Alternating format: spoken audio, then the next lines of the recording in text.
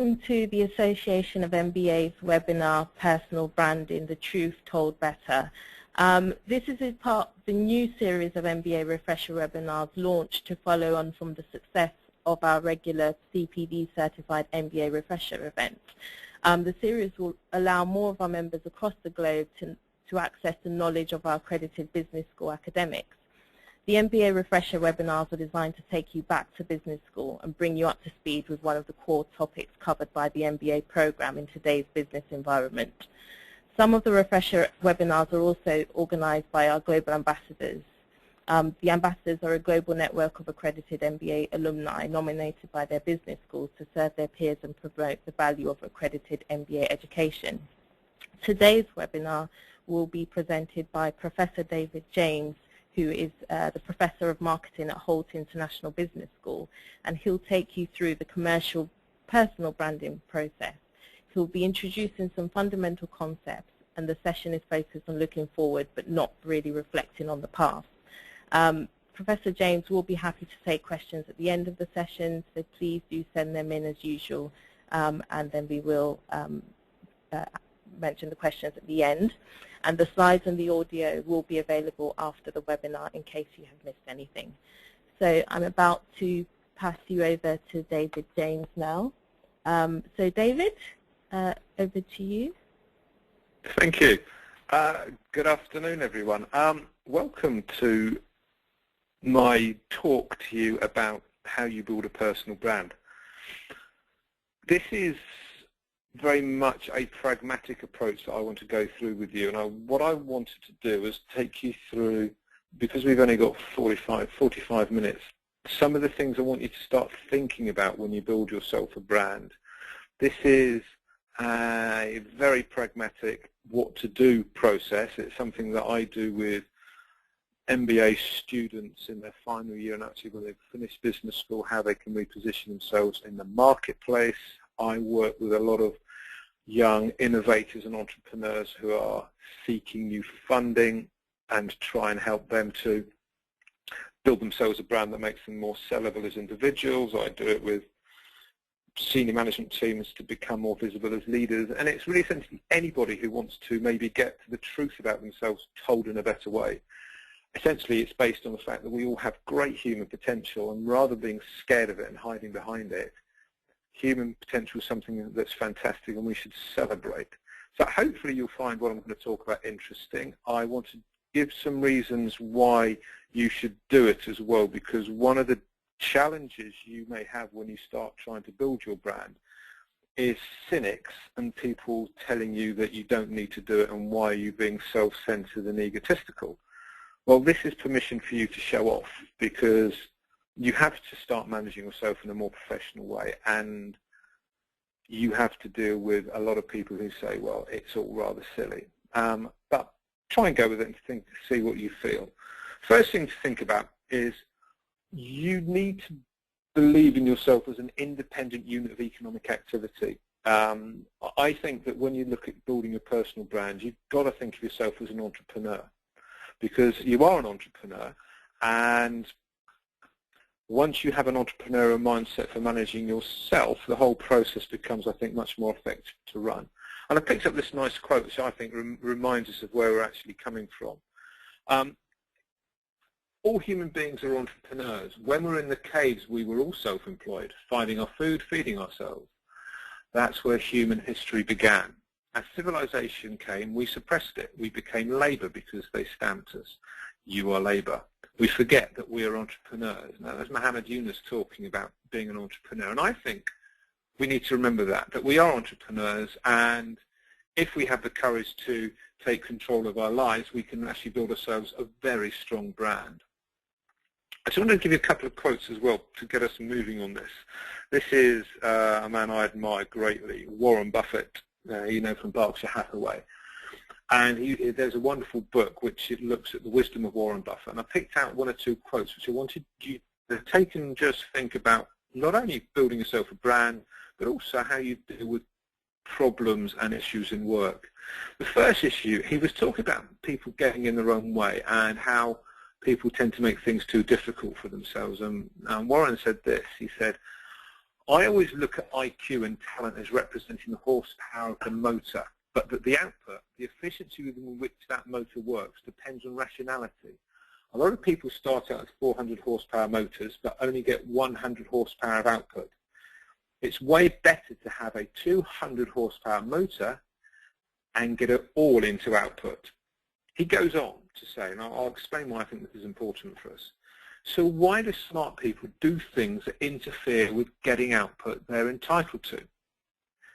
It gets into the habits and character and temperament and behaving in a rational manner, not getting in your own way.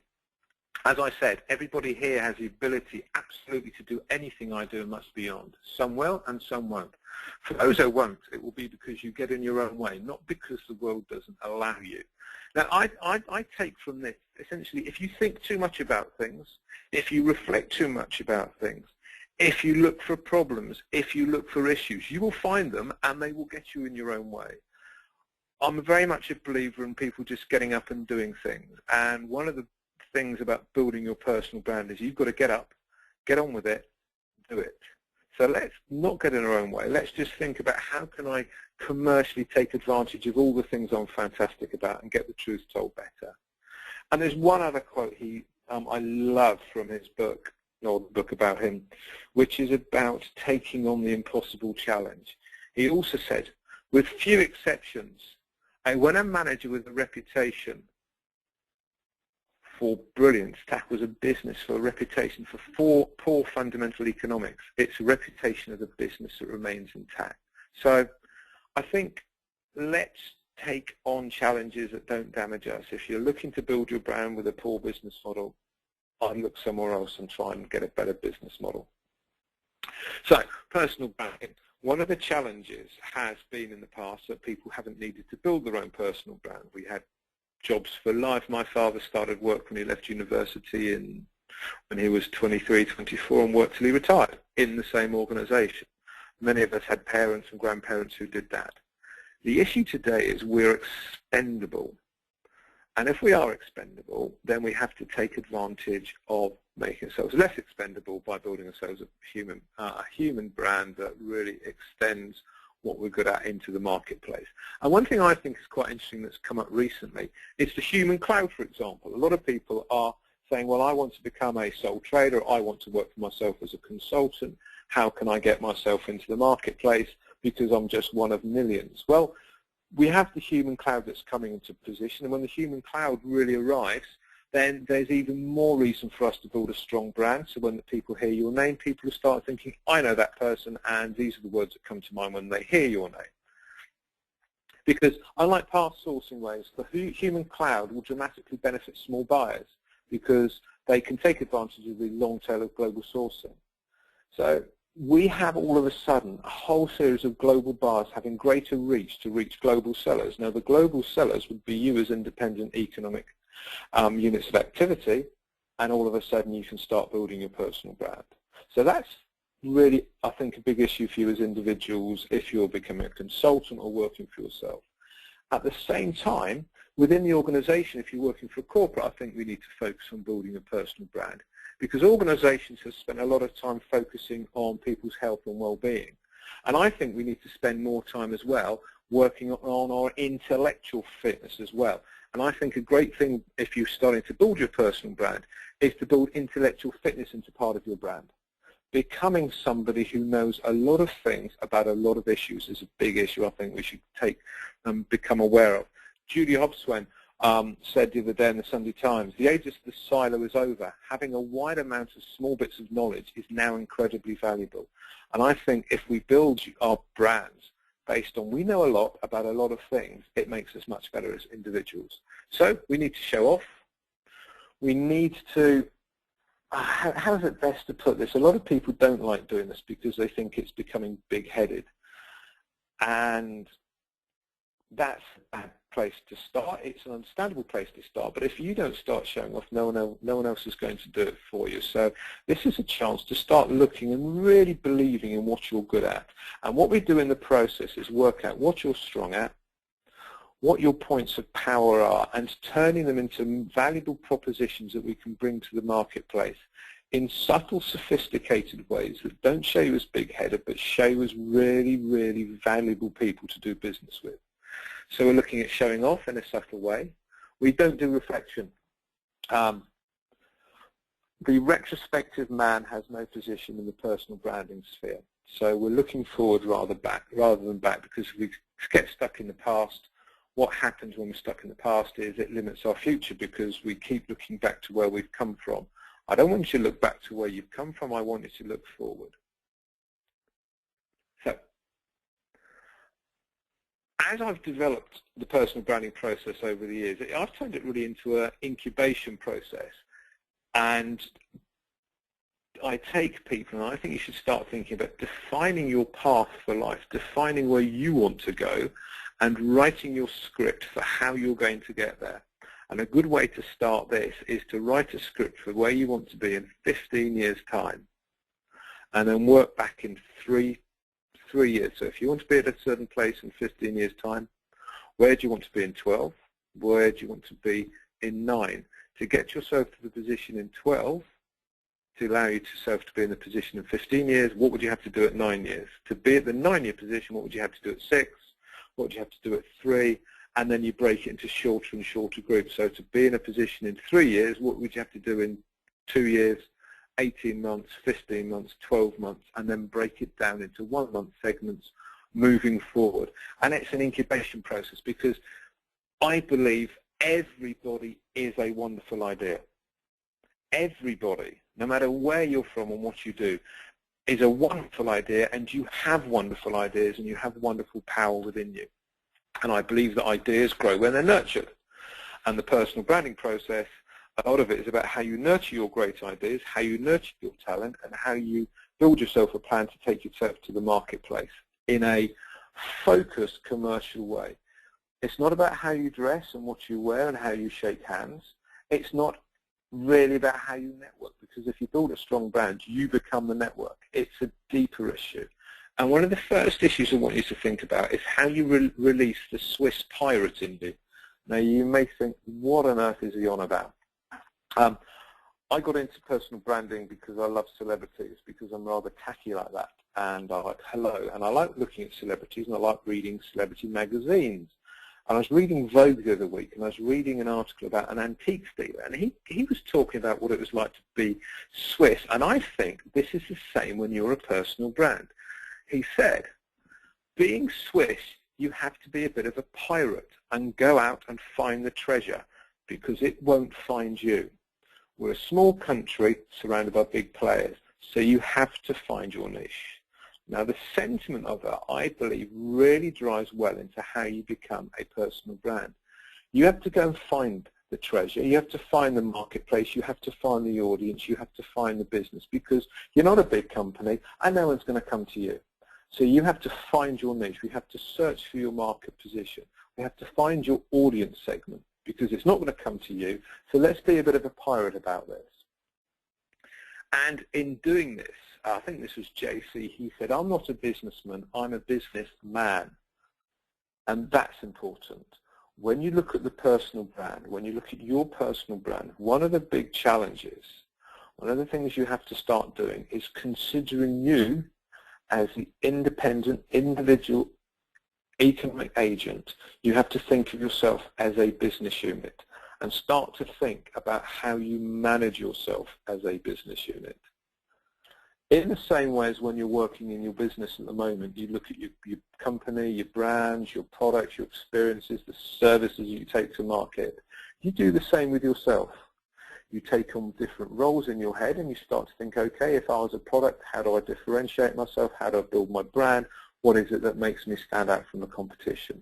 So view yourself as a business. Try and step out of your body and look back from an external perspective. One of the first things to do in terms of that is to think, if somebody heard your name, what would you like to come to mind? This is important, because when people hear people's names, people always say about first impressions matter, and they do to a degree. So let's think, when people hear your name, what is it that they come to mind? What comes to mind at the moment? What would you like to come to mind? Because very often we find when we run the process through with individuals is that what people think of them is not what they are. And so this getting the truth told better is trying to get what you know you're good at and your strengths into people's minds. So when they hear your name as the brand, specific things come to mind which really reflect the true you rather than the superficial things that people may believe at the start. So we need to start thinking about, okay, what is it that makes me strong? What would I like people to think about me? Now this has to be the truth. And everyone's got strengths within them. And it's just bringing them to the market in a more sophisticated, thought-through way. When we do this, though, we've also got to remember that a lot of us have a corporate ethos that runs through us and has an effect on the personal brand.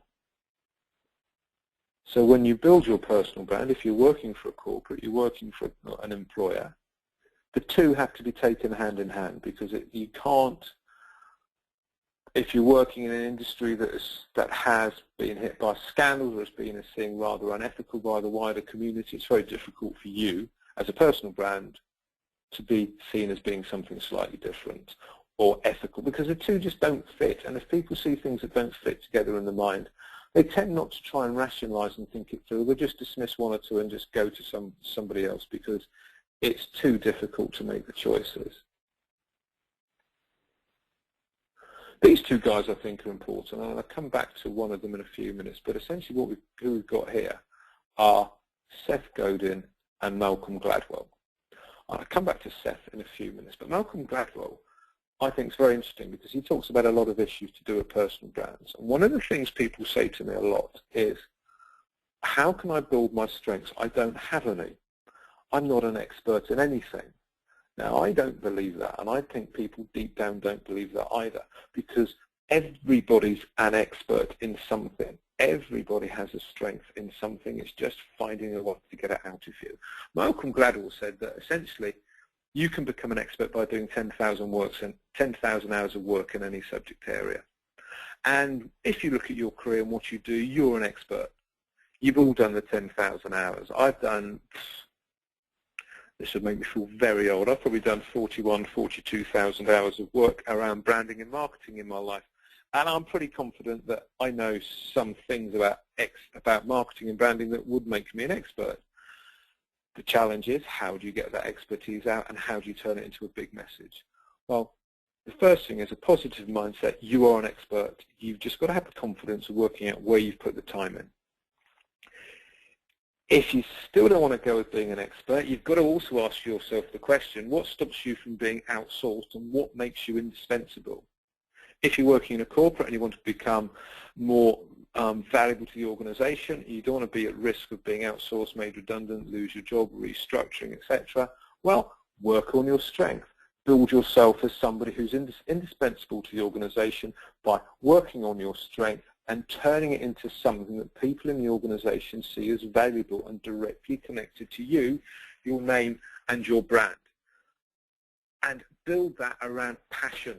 If you start building your strength around your passion and what it is that makes you strong in the organization, or your passion for things in life, and turn it into something you love, then your brand builds. I'm passionate about branding. I love branding. I'm passionate about football, but I'm no good at it. And I'm passionate about people. So I do people and branding, and I put them together, and I love, and I really mean it, I love working with people building their brand. So that's my passion. And that's built on my managerial muscle memory. And we always talk about people having muscle memory, sports people having muscle memory. You have managerial muscle memory. You have things that you have done through your life, in your job, in your career, that are driven by passions that you can turn into muscle memory, which gives you business critical expertise. And even with the nagging doubts in your head, you know deep down there are things that you're really good at. And the challenge then is to find some uncontested market space to make your brand operate in. It involves looking at what you do and trying to spin and turn it into a story that makes people stand up and listen. I did this myself when I was a professor at another business school, and I wanted to position myself as somebody who knows about organizational structure and change. I'm seeing the mill as a marketing professor, so what I did is I studied the managerial style of pirates, drug dealers and terrorists, and talked about the dark side of business and organizational structure, and that definitely gave me an uncontested market space where the competition don't operate. It's the same essential message about organizational structure and redesign, but using the stories of pirates and drug dealers in particular gave me a position where other people wouldn't compete. It gave me a point of differentiation. Now that's an extreme version, but it's based on my business expertise and my muscle memory in how organizations work, and I just spun a story. And it's the same for you. Let's spend some time, and after this seminar I'm quite happy for you to drop me emails, send me notes, and I'm quite happy to talk through with you what you could do to give yourself uncontested market space. And this, a lot of this involves somebody coming from the outside talking with you who doesn't have an agenda, giving you some forthright advice. So we look for an uncontested market space. We also look at building a SWOT, and I'm going to focus on strengths in a few minutes. Opportunities are all around us. I don't want to look at opportunities or threats, but I wanted just for a second to remind you about avoiding self-sabotage. Now what I mean by self-sabotage is avoiding the toxic thoughts that stream through your head when you start looking at your weaknesses. Now HR people, and I'm sorry, HR people and 360 review people don't like this, but I don't believe you should spend any time at all looking at weaknesses and working out how to turn your weaknesses into strengths. For a personal branding exercise, it's a waste of time. It's a waste of energy, because if you're going to focus on turning weaknesses into strengths, you're removing time from building your strengths into more powerful strengths. You don't employ people, or you don't go for jobs and say, these are my weaknesses, can you improve them? Employers don't employ people because they've got specific weaknesses to be improved. They employ people to build on their strengths. And this is what we're going to do. We look only at strengths. You don't see any brands, or I can't think of any commercial brands out there saying, okay, well, these are our strengths, but I'd just like to tell you everything we're bad at. No, we focus on the strengths. We focus on what we're good at. Peter Drucker gives great support to this. He once said, unless an executive looks for strength, works at making strength productive, he will only get the impact of what a man cannot do, of his lacks, his weaknesses, his impediments to performance and effectiveness. To focus on weakness is a wasteful, a misuse, if not abuse, of human resource. So let's not look at weaknesses. Leave those. Just focus on what you're good at, because if you focus on your strengths, your weaknesses will be picked up by other people and they'll take care of them. In the same way, I think my favourite book is a book called Heart of Darkness, and Joseph Conrad wrote Heart of Darkness, and in it the hero sums up what personal branding is, I think. He says, you show them you have something in your hand, something that is really profitable, and there will be no limit to the recognition of your ability. Now, them, for us as personal brand builders, is your target audience. You show your target audience that you can do something that is profitable to them, so it's something you do, a skill that helps your target audience, whether it's your boss, your employers, clients, potential future clients, whoever your target audience is. You show them you can do something that is profitable to them, and there will be no limit to the recognition of your ability. I think that's a really important message to take on board. And at the same time, I think it's also important to think about what Seth Godin says here. Seth Godin said that many of us are taught to do our best and then let the world decide how to judge us. I think it's better to do your best, decide how you want to be judged, and act that way. Now, I think that's really important. I think it's really important for you not only to do your best, no disagreeing with that, but rather than sit back and wait for the world to come and say, hey, fantastic, you've got to go out there and act your best and portray what you're good at and communicate it and act in a way that shows that you believe what you're good at is really good. So we can take these types of things on board, lose the shyness, lose the reserve of being brought up by parents not to show off, not to be big-headed, release the marketer in you. You can start to build yourself a really good personal branding journey. Now, one thing most people say, very few people say they haven't Googled themselves senseless. Now, you can go two ways. I know a friend who's called Lulu Howell, and she was for years a Google void. If you Googled her name, there was nothing for her. Now, I've got the other problem. I Googled my name this morning, and there are 1,400,000,000 David Jameses because of a goalkeeper, a real estate agent, a business angel, and a good photographer. Prof David James is different, but just for me, it was slightly different. So, you know, it worries me, and it doesn't worry me. So I then Googled and tried to buy my name, and David James had gone, Dr. DJ gone, Prof DJ gone, but for £6.99 I managed to buy drdavidjames.com. I think you should all, if anything at the end of this session, go onto something like GoDaddy and just buy your domain name. You don't have to do anything with it at the moment. You may want to build your own brand website, you may not, but it's worth owning your site. $6.99, the price of a main course at a curry house with possibly a pilau house next to it. So look at how you build your name, and I think you should immediately, well, as soon as you can, go and buy your website address. Don't have to do anything with it, but at least you own it. I like David Beckham. I've always liked David Beckham. I think he's a great role model for children. I think he's a really good brand.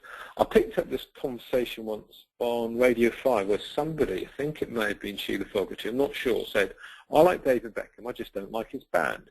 And the discussion went around, well, what do you mean you don't like his brand? He's a good brand. And what actually it was whoever had said it said, well, actually, I don't like his wife. I don't think she fits his brand. And the lesson from that is not about your wife or partner or husband or boyfriend or girlfriend or whoever it may be. When you build your personal brand, you have a cluster of associations that go with it. So going back to the stamp of your corporate ethos, when you start building your brand, always think about things that are linked to it. Your job title, your nationality, your cultural background, the type of function you're from, the type of industry or organization you've worked in, because they all have effects on whether your brand is perceived as being genuine or not. So you've got to contextualize how you do you as the individual and also take into consideration other things around you.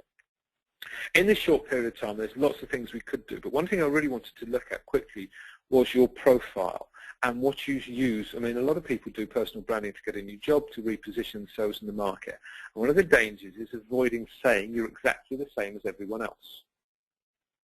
And one of the dangers we have is we tend to use the same adjectives to describe ourselves. Now, this is an interesting LinkedIn profile for somebody. I'm a passionate, innovative, dynamic provider of architectural services who uses, it gets boring to read it, I'm sorry, but hey, who uses a collaborative approach to create and deliver outstanding customer experiences. Now, what does that say about that person? Not a lot. I doubt whether they're passionate because they wouldn't be using that language. I don't think they're interesting, and even if they are, they've said everything about themselves in those sentences, which really closes any chance of having any more conversation. It'd be much better to just say, I'm an architect. Because then if you just said, I'm an architect, that allows you to open up conversation about, oh, what sort of architect? Doing what in what type of industry? So this is really important to look at. You could have stripped out architecture, you could have put financial, you could have put creative services. It's really, really dull. So what else could we do? Well, we could try and find better ways to describe ourselves. Now, when you look at your LinkedIn profile, maybe think of reusing certain adjectives. For example, motivated is a bad adjective to use because if you're not motivated, what are you? Unmotivated, don't care. So motivated, find a more creative word. Authority. If you're an authority on something, don't say it. Let your achievements demonstrate your authority, because if you're an authority, you don't have to say it. Other people say it about you, or what you've done indicate it.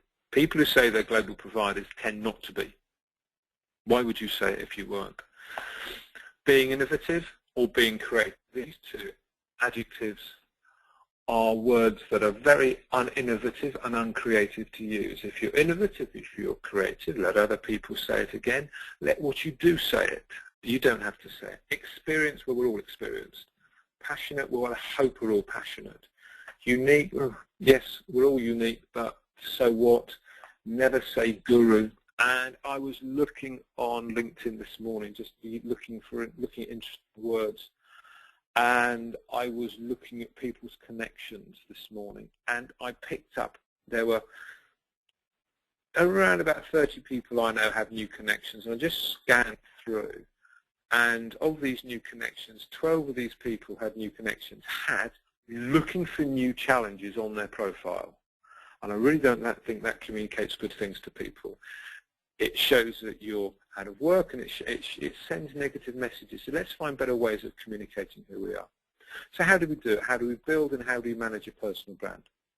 Well, you have to take on a managing yourself process. You need to become your chief executive officer. You need to set yourself your vision. You need to have a mission for yourself, and you need to have strategic directions. You need to build yourself a strong sense of what you're about, why you're there, and what your strategy is. We all know our strategies at work. We all know our mission statements and our vision at work. Well, we've got to have one for ourselves as well. So you need to take on that role in Chief Executive Officer's position. Chief Financial Officer, what would I rent at? What's my marketplace value? Am I underpriced? What could I be going for? So you take a financial operator's focus there. Chief Operating Officer, how do I manage my day-to-day activities? How do I manage myself as a business? And the same as a Chief Marketing Officer. And in particular, when you start building a personal brand, we've got to start looking at what do I do to market myself? How do I work as a marketing organization? And you are an organization. How do I build my brand? How do I build my communications channels? How do I start to set out what I'm about? So you've got to start managing yourself. Chief Executive Officer, Chief Financial Officer, Chief Operating Officer, Chief Marketing Officer. They may sound daft, you may feel uncomfortable doing them, but just roll through the process in your head. Start to think in your head. Don't have to share it with anybody. Okay, if I was a company, if I am an independent unit of economic activity, what's my mission, what's my strategy? What should I rent at? How am I going to manage my day-to-day activities? What is my brand? And we focus on strength. It's all about your strengths. We dismiss the weaknesses. I don't want you to look at weaknesses. In the personal branding sessions, we've got to look at building your strengths. I'm not saying dismiss your weaknesses. Be aware of your weaknesses, accept your weaknesses, but don't do anything to try and turn them into strengths, because I think you should focus on your strength and build what you're strong at, because what you're strong at is your life experience and your technical experience put together. Now, technical experience means your work experience, what you are functionally really good at. So it's your life experience, day-to-day living experience, dealing with people, dealing with family, dealing with children, dealing with parents, dealing with friends, dealing with social issues, your attitude to challenges. That's your life experience. You combine that with your technical experience, which is your commercial strength, your functional strength. You build those around your passion, and that gives you your strength. And once you have that strength sorted in your head, we need to start working on our value proposition. Our value proposition is essentially, if somebody heard your name, what would they think about you? If you wanted to describe yourself to somebody, and somebody said, what do you do? Rather than saying, I'm a passionate, innovative, dynamic provider of architectural work, you get the picture. What is it you do that you could just introduce to them in as few words as possible? A lot of people say it should be a maximum of 8 words. I think that's a bit extreme, but you can get down to 8 words. Just telling people what it is you do and leaving it open so people can then ask further questions. You don't want to give a value proposition that closes all chances of moving on. So I often take people say, well, what do you do? I say, I help you do better, which is 5 words. What do you mean you help me? How could you help me do better? And that opens a discussion about building personal brands and planning and getting more positive and structured thinking around yourself. So that's mine, and it's very short, but it's based on my life experience, my technical experience, and what I'm passionate about. So we try and build a value proposition that is focused enough to make people think, okay, let's talk further. It's not too closed that shuts down all avenues of conversation, and it allows us to engage in dialogue with people. I met a woman once who just had on a business card, this is going back a long time, I know Windows. And she got lots of work because she knew Windows. And she could open up a discussion. So we start to look at how we build our value proposition. And again, I'm quite happy for you to send things to me and I can look at them and give you some impartial feedback. An interesting way I've been playing with people in building what it is they're strong at and their value proposition, and building a story for themselves, is based on the Pixar pitch. Now, the Pixar pitch is a wonderful way of pitching ideas. And I've picked it up. Daniel Pink, in his book, To Sell is Human, which is a wonderful book by Daniel Pink, To Sell is Human, talked about the Pixar pitch. And essentially, what you're doing is saying, once upon a time, something happened. Every day, something else happened. Then suddenly, one day, something else happened. And because of that, something happened. Because of that, something happened. Until finally, something else happened. Now, that's the Pixar pitch. How it worked with Pixar was, once upon a time, there was a widowed fish named Marlin who was extremely protective of his only son, Nemo. That's setting the scene. Every day, Marlin warned Nemo of the ocean's dangers and implored him not to swim away. That's what happened every day. Then suddenly, Nemo defies his father and swims into the ocean. The result of that action is captured by a diver and ends up as a pet in the Sydney dentist. What happens because of that? Marlin sets off on a journey to recover Nemo, enlisting the help of other creatures along the way, until finally Marlin and Nemo find each other, reunite, and learn that love depends on trust. Now, you can use this framework to build yourself a story of where you've come to today or where you want to go to in the future. And it's a great way of pitching what you're about and what you think and what your strengths are. It works wonderfully with corporates and new product development as well, but try it for yourself. You then need to think about your target audiences. Nothing in your personal brand is going to work unless you know who your target audience is. You need to work out who you're trying to go for.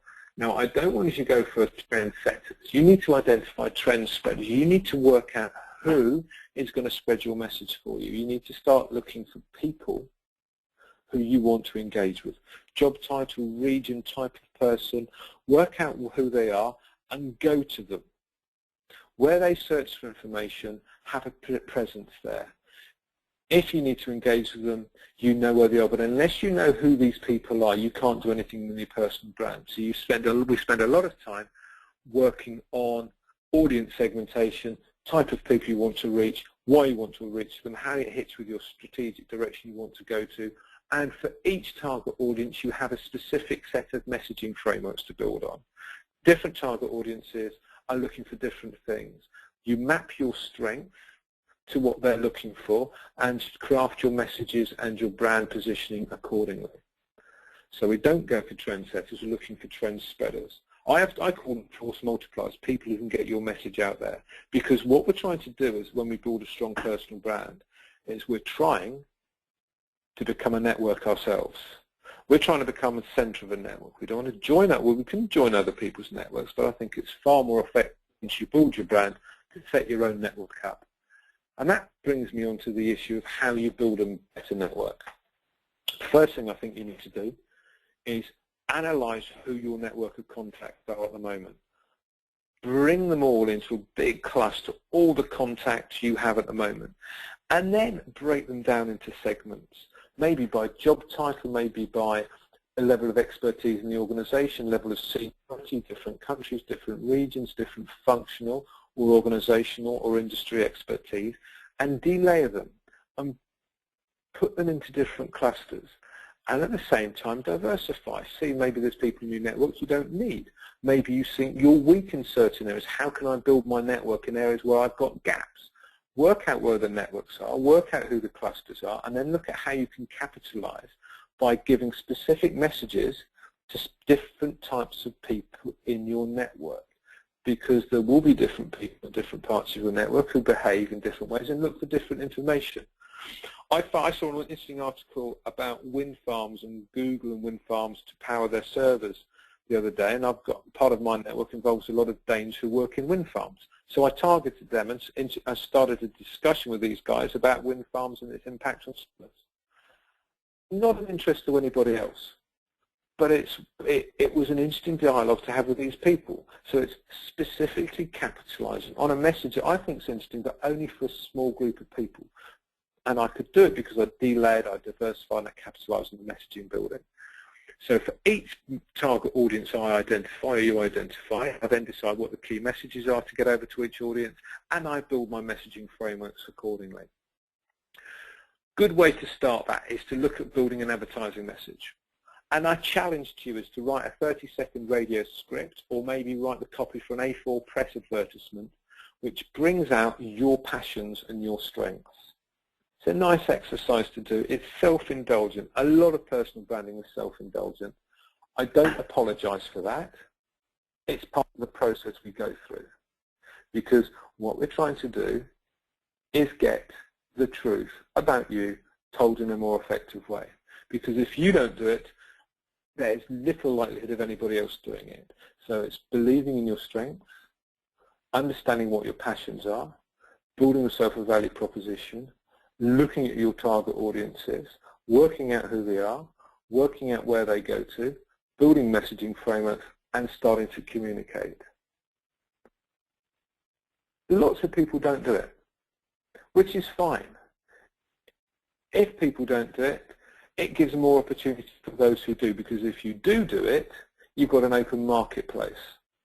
So be one of the ones who takes on the personal branding challenge. Be somebody who works to build their personal brand. And then start moving forward. So what is there to do next? What do I suggest you do? I think you need to lose the fear. I think we need to become less self-conscious and start to show off, lose the fear of being caught out, and start believing in ourselves. So, start something. Take confidence in your 10,000 hours. Take confidence in you being an expert. Write your value proposition. Write down your strengths. Send your homework to me. And then start living the fun that is the fun of building a personal brand. Celebrities, sports stars, people have done it for decades. Big business people do this. Everybody can do it.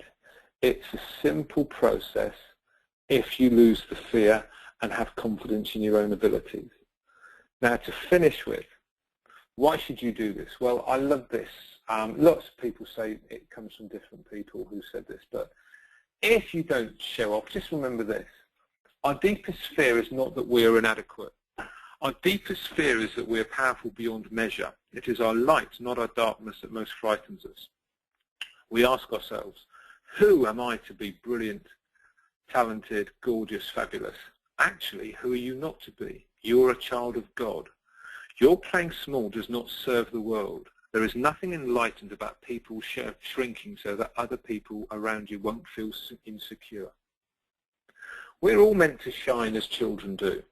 We were all born to make manifest the glory of God that was within us. It's not just in some of us, it's in everyone. And as we let our own light shine, we unconsciously give other people permission to do the same. As we are liberated from our own fear, our presence automatically liberates others. So believe in your strengths. Believe in what you can do. Take pride in your genius. Take pride in you being a great idea. And for a change, rather than focusing on the greatness of the organization you work with, focus on the greatness of yourself. Take a bit of time to have some fun and start thinking, if you were a brand, what would I do? Do that. Send some homework to me. If you want to contact me, my email is myography@me.com. I've got a website, drdavidjames.com. You can find me on LinkedIn. There's lots of David Jameses, but if you type in Holt as well or Henley, you'll find me.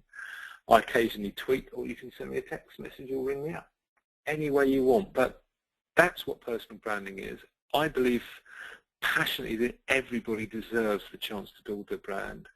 This is giving you the starting points to think about how you build your brand, and there are other business building tools. And you're an MBA, just do the MBA of yourself. If you want to think of it in one way, the MBA programs that you've studied, the courses, you just apply it to yourself, and then we have a more powerful personal brand. At this point, it's 1:45, and I now open up to questions, I think. Thank you very much for that, Professor David James. That was a really kind of insightful and inspirational presentation. I think you're completely right about people taking control of their own brands and their personal image and you know, taking action and not focusing too much on their weaknesses, but actually building upon their strengths. So at this point, I'm going to take some questions. So if anyone has any questions, they can please send them through, and then I will ask Professor David James. Right. Well, I have got a question for you to start with. One of the questions I wanted to ask is, how do you know if it is a weakness or something that is just outside of the comfort zone? What type of things would you suggest in order to kind of test that? Well, that's a good question. You're normally told what you're weak at. I think especially when you have your career, what are they, 3, 6, 5s and everything, people tend to tell you what you're weak at. And I think you know. I'm organisationally a disaster. I know what I'm weak at. People will, your superiors often tell you what you're not good at. And I don't think you should search for any more than what is placed in front of you. Don't spend time searching for your weaknesses.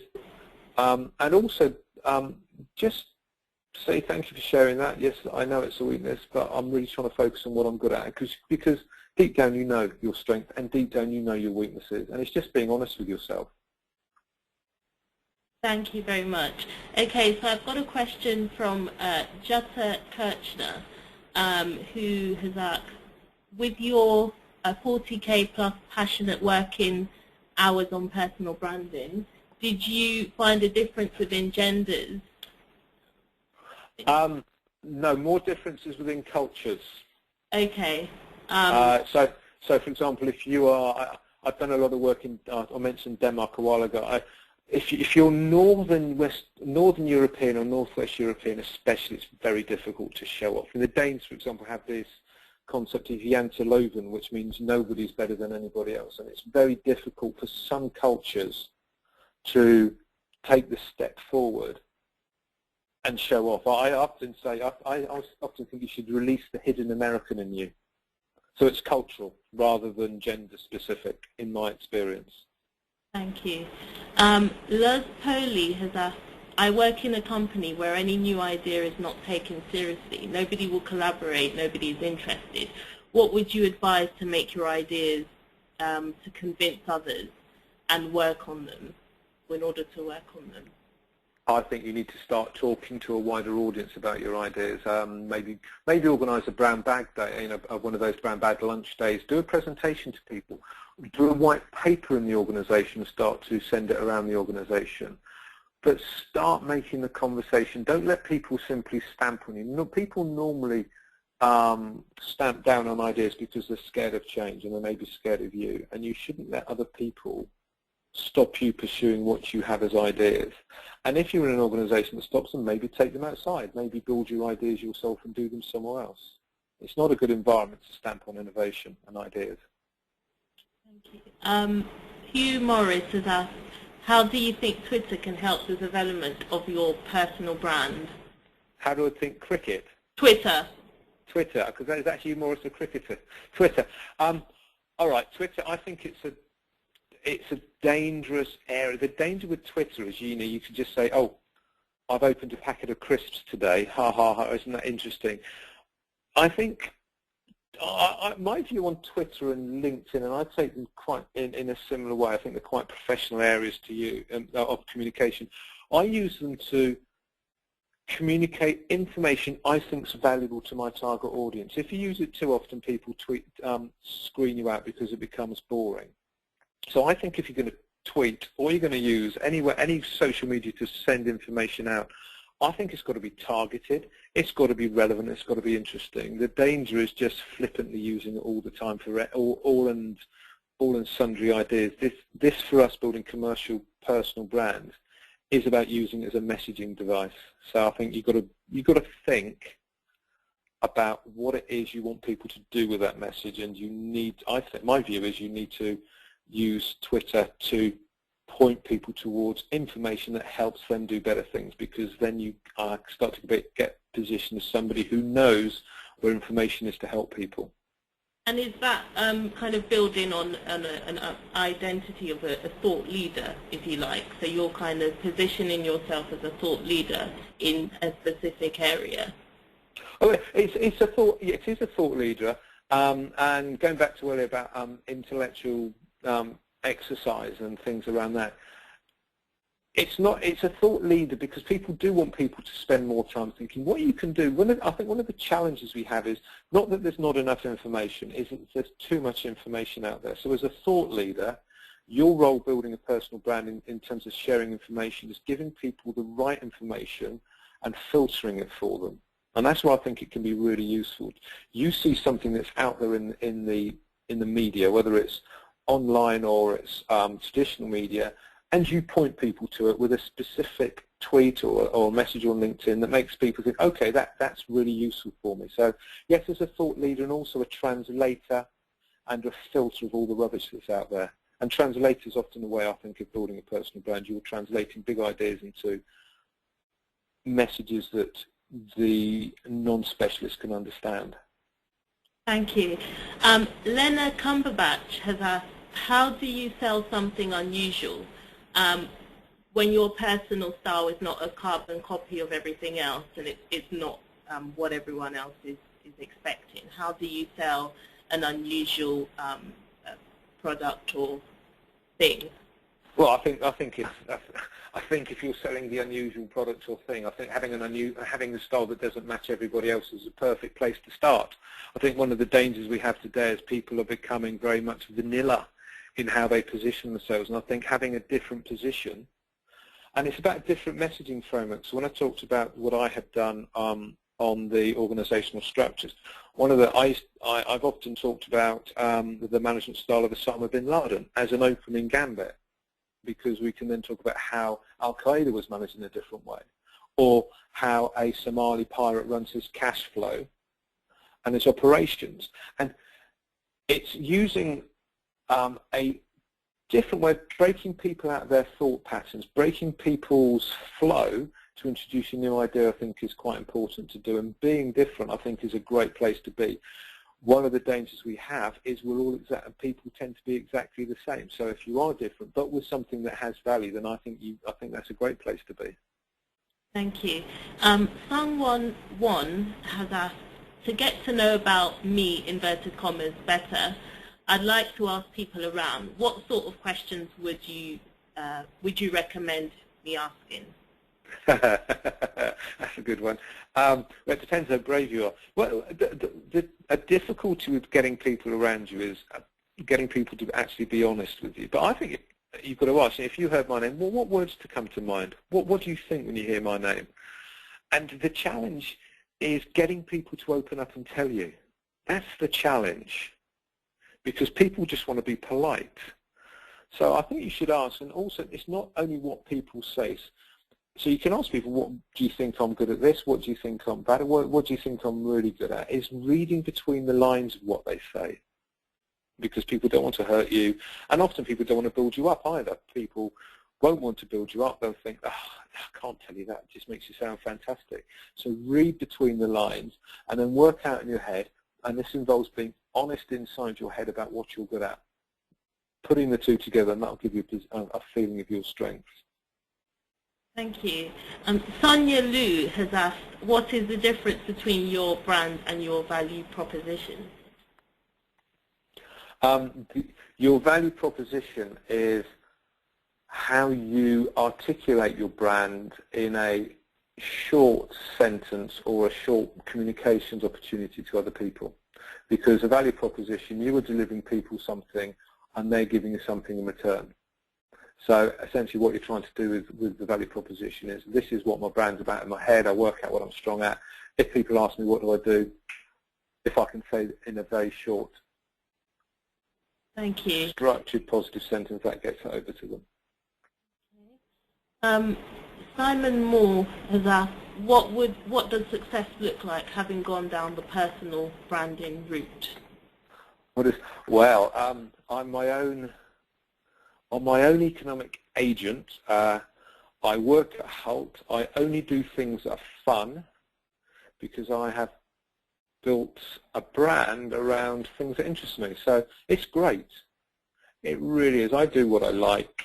Not in a, oh, I just don't care about anybody else, but I do business that I find interesting because I've worked on building what I'm good at, and I've worked at framing it into a value proposition that people tend to want to know more about. So it gives you freedom, and it gives you, and you've got one stab at this life. So I think you need to do things that you're passionate about and what you're good at. So yes, great life, building your own brand, really good. Thank you. Claudio Barrero has asked, what is the best way to apply the personal branding in a company where people are not engaged and committed, affecting the company's results? This is I think this takes us into the world of leadership, and I've worked with a number of corporates who want their.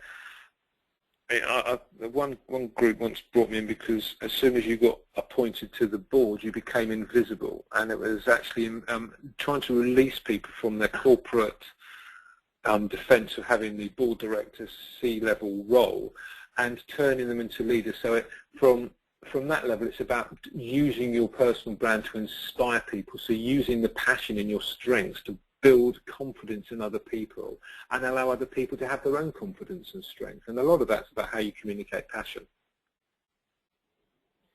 Thank you. Fatazi Ndebele has asked, how do you disassociate yourself from unwanted connections? Just delete them from your network. Quite easy, I think. And then those people who are in your network or who are connections to you, if they're not wanted, then you're not going to miss them, and they're probably not going to miss you. And a lot of that is not to take things personally and just ignore them, I think.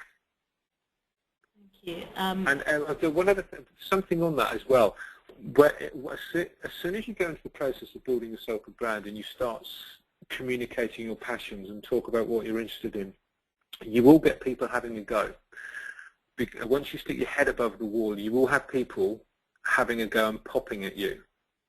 Now, the issue there is just to smile and remember it in segmentation. Some audiences will like a brand, some audiences won't. If people don't like you for what you stand for, that's life. You can't appeal to everybody, and you just got to move on and accept it.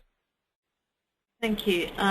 Drazen Lukic has asked, should you live your brand 24/7, or is your brand, or should your brand have daily screenings? I remember once listening to Meatloaf being interviewed, and he said one of the reasons he survives is he's only Meatloaf on stage, and when he goes home, he's whoever he is at home. I think it was Meatloaf said this. Yeah, you've got what you represent at work and what your passions are, and it's still within your core. And even when I'm not working, I still have my passion for people, and everything I do is driven by loving people and loving people's potential. So I sort of switch off, but it's not switching off, because all I'm doing is being me and everything I do, and all I'm doing when I'm on a professional outlook is just being more commercial, and I go home and I'm just me, but still at my core is my passion for things. Thank you. Let's see, we've got one more. John Bandler has asked, what would you do with your own name website? What would I do with my? Well, I use my website to talk about the personal. I use it as a business site to get people to talk about my services. I was going to use it as a blog to talk about lots of things I was interested in, but my danger was I was going to ramble about loads of things. But I think if you buy yourself your domain and then you build a site, use it to talk about things you're interested in. Thank you very much. To send information out, and then I think you should use it with LinkedIn as well to start. I think LinkedIn, just as my last point before I run out of or you'll all get really bored of me, is I use LinkedIn as a communications channel to send out information that I think is interesting from other areas to people. Great. Thank you very much, Professor David James, for again for a really interesting and insightful presentation. And thank you all for tuning in to the Association of MBAs webinar series. Just to let you know, we will be emailing Professor David James' presentation to you all, and we will also upload this webinar to our YouTube site. And finally, we have some webinars coming up in June and July. On the 17th of June, 1 p.m., we have our brand breakout, which is how emerging brands will go global, led by Professor Kumar from the London Business School. That's on the 17th of June. And on the in July, we have a leadership and organizational excellence lessons from Sir Stuart Rose, who is the current chairman of Ocado. So thank you very much for tuning in. Thank you very much, Professor David James, and we look forward to having you all on one of our future webinars. Thank you.